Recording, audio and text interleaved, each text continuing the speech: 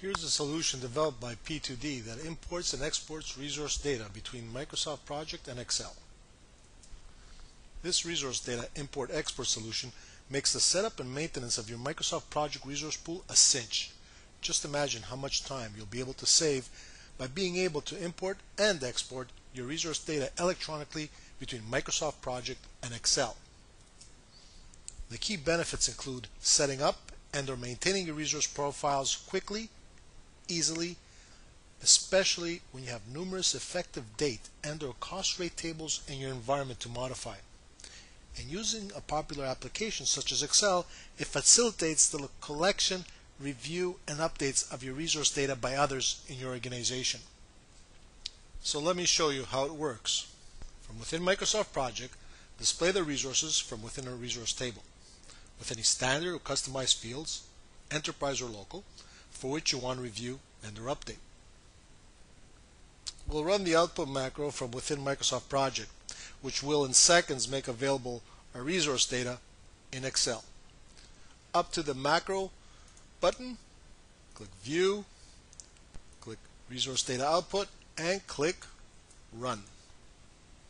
You can see that Excel is being updated in the background. The macro completes. We get a message that it is executed. Once we click OK, we'll return to Excel, and let's review this data. The first column is a reserved column for when we're inputting back to Microsoft Project. We'll see that in a second.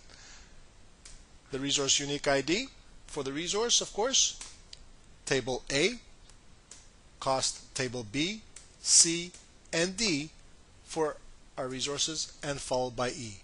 Then, after cost rate tables, we have the fields that were present in the resource table that we used when running the macro.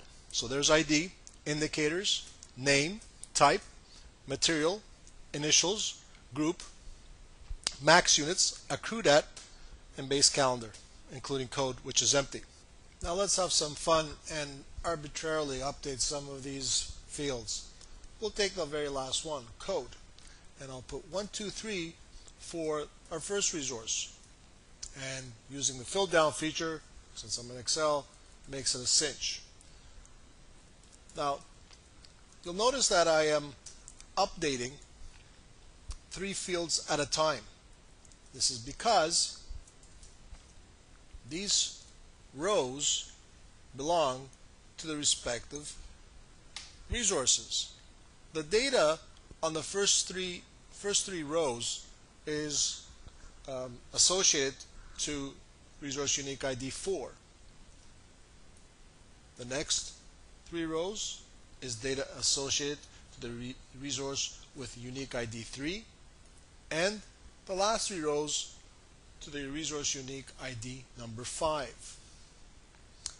Now, I'll go ahead here and delete effective dates, and I'll leave $100 here for all 3 resources, and $150 for the overtime rate. Cost per use is blank.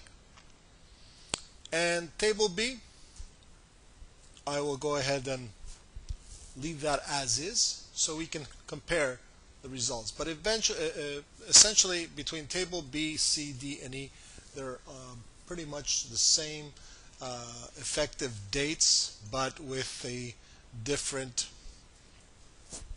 rate for standard and overtime.